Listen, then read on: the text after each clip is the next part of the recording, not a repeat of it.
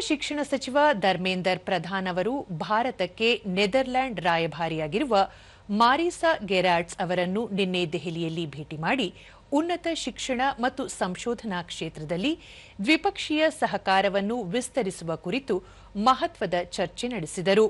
ಈ ಭೇಟಿಯ ಕುರಿತು ಸಾಮಾಜಿಕ ಜಾಲತಾಣದಲ್ಲಿ ಮಾಹಿತಿ ಹಂಚಿಕೊಂಡಿರುವ ಅವರು, ಭಾರತ ಮತ್ತು ನೆದರ್ಲ್ಯಾಂಡ್ ದೇಶಗಳು ಕೆಲವು ಆಯ್ದ ಆದ್ಯತೆಯ ಕ್ಷೇತ್ರಗಳಲ್ಲಿ ರಚನಾತ್ಮಕ ಸಹಯೋಗದೊಂದಿಗೆ ಕೆಲಸ ಮಾಡಲಿವೆ ಎಂದು ತಿಳಿಸಿದ್ದಾರೆ. ಪ್ರಮುಖವಾಗಿ ಹೈಡ್ರೋಜನ್, ಸೆಮಿಕಂಡಕ್ಟರ್ಗಳು, ಕೃತಕ ಬುದ್ಧಿಮತ್ತೆ, ನಗರಾಭಿವೃದ್ಧಿ ಮತ್ತು ಕೃಷಿ ಕ್ಷೇತ್ರಗಳಲ್ಲಿ ಎರಡೂ ರಾಷ್ಟ್ರಗಳು ಜಂಟಿಯಾಗಿ ಕಾರ್ಯನಿರ್ವಹಿಸಲಿವೆ. ಭವಿಷ್ಯದ ಅಗತ್ಯಗಳಿಗೆ ಅನುಗುಣವಾಗಿ ಜಾಗತಿಕ ಸಂಪರ್ಕ ಹೊಂದಿರುವ ಮತ್ತು ನಾವೀನ್ಯತೆ ಆಧಾರಿತ ಶಿಕ್ಷಣ ವ್ಯವಸ್ಥೆಯನ್ನು ನಿರ್ಮಿಸಲು ಉಭಯ ದೇಶಗಳು ಬದ್ಧವಾಗಿವೆ ಎಂದು ಹೇಳಿದ್ದಾರೆ. ಈ ಪಾಲುದಾರಿಕೆಯು ಎರಡು ರಾಷ್ಟ್ರಗಳ ನಡುವಿನ ಶೈಕ್ಷಣಿಕ ಸಂಬಂಧವನ್ನು ಮತ್ತಷ್ಟು ಬಲಪಡಿಸಲಿದೆ.